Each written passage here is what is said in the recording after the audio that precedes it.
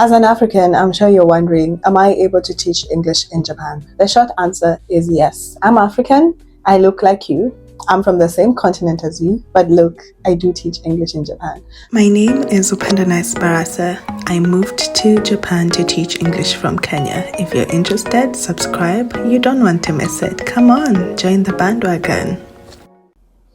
Hi, my name is Upendanice Barasa. I'm from Kenya and I've been living in Japan for the past year and a half as an English teacher.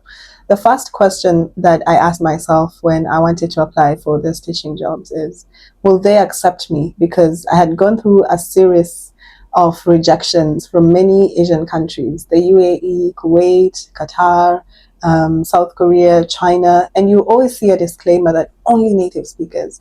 And in Africa, only South Africa is considered a native speaking country. But when it came to Japan, I felt like probably the standards are higher, because if China cannot take me, if Thailand, or I think Thailand does take non-native speakers, I was like, if these countries can't take me, what makes me think that Japan will? And I think in a previous video, I've talked about my experience with Explore Asia, where they told me, hey, you're not a native speaker, you don't have a driver's license, you can't teach English in Japan. But look at me, I can't drive. I'm not a native speaker. I'm African. I teach English in Japan. So I went against all odds, which means that any person can teach English in Japan. And at first I realized the problem is not where I'm from. The problem is I just didn't know where to apply. It's not about where I'm from. I have friends from all over the continent and we all teach English in Japan. I have a Nigerian friend, South African, Zimbabwean, Lesotho, Malawi, Ghana, Nigeria. They're from all parts of Africa, even Congo, and they all teach English here. So you don't have to be afraid. And I do understand, as an African child, trust me, I will hold your hand as I say this, that I know that the media has portrayed us in terrible ways. And even when you move to Japan, you'll still see it and it's going to disgust the hell out of you. And that has made us have this inferiority complex, at least even for somebody as confident as me. When I first moved to Japan, I got a hint of inferiority complex being around people from outside the motherland. And that's just how we have been conditioned. The media has portrayed us like that. People treat us like we don't know anything, that we can't do it. Like everyone just thinks by the mere fact that you're from Africa, you really can't do it. And you'll even be met by people asking, oh, you speak really good English. How did you learn English? It's just misinformation. So I do understand where you're coming from, and I'm here to debunk that myth that yes, you can teach English in Japan, just know where and how to apply. So let's break it down with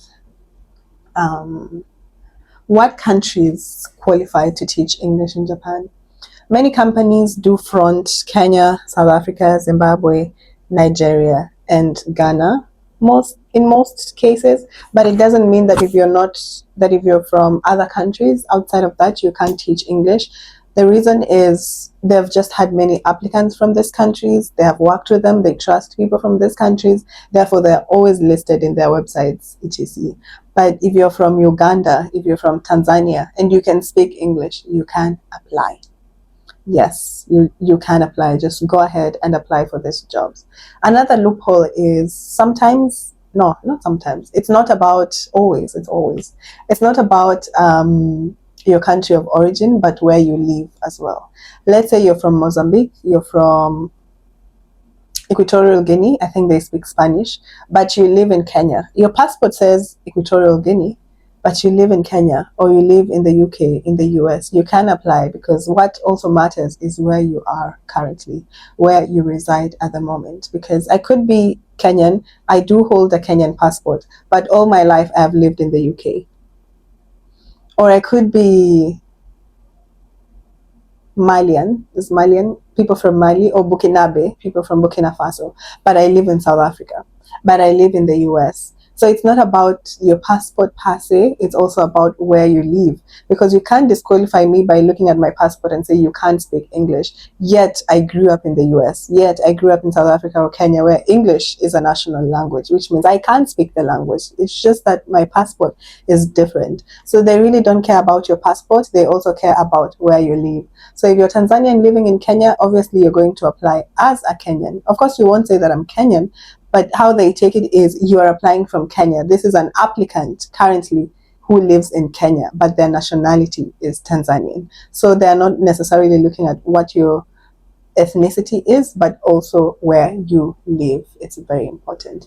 Another requirement would be you would have, in this case, you would have to be educated in English for at least 12 years, which means that in primary school, in high school, if you have the same education system as Kenya, which was 844, 8 years in primary school, 4 years in high school, and then 4 years in university, the language or the medium of instruction, from exams to teaching, everything has to be done in English.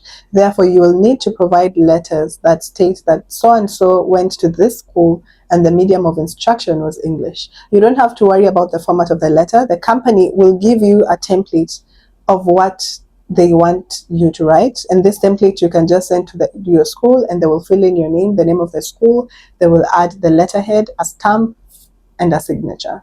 That's all that would be required, because people from, I think, native speaking countries don't need to do that, but countries that are not considered native, you do have to get those letters, which I think is not a problem really, because they also know that the medium of instruction is English, but for visa and immigration purposes, you need to prove that yes, at least for 12 years, you are educated in English, if that makes sense. Let's look at the documents that you need. Obviously, I have done a video on documents that you need to teach English in Japan. The bare minimum is a bachelor's degree in any field. You don't need to be a teacher by profession. You don't need to have taught before. As long as you can speak English, you went to university, and you have a bachelor's degree in anything, be a doctor, a nurse, a chef, an engineer, all they want to see is a bachelor's degree in any field. It's an immigration requirement, not a company requirement. For you to get a visa, you must have a bachelor's degree in any field. Lastly, I do think that Japan is a great place to start. It doesn't have groundbreaking money. It doesn't have the best benefits, but I do believe that it's a great place to start, especially if you're a teacher by profession and you want to, take steps in your career when you go back home, or you want to look into other countries that have better benefits. I think Japan would be a great place to start for you to build your CV and your resume. Even for non-teachers, if you go back home eventually and you tell an employer that, hey, I lived in Japan as an English teacher and this is the experience that I'm bringing from Japan to your company, or whatever position you're applying to, I think it really is a great addition. In case you want to reach me, my email is always in the description box at nicebarasa@gmail.com. My Instagram, upendo_nice. So far, I have received and helped almost 5 people from Malawi, from Nigeria, Kenya, and Zimbabwe, I think. They have received job offers. I helped answered their questions, if they had any questions, guidance that they needed. Please, after you've watched the videos, because I don't want to answer questions that I've already answered here. If you're preparing for an interview, I'll be glad to help. If you've received an offer, I'll be really, really, really happy to help. And so far, I know 5 people who took the step from just watching my videos and will be coming to Japan in 2026. And I'm so excited to see them eventually when they land. Thank you so much for watching this video. See you again next time. Bye.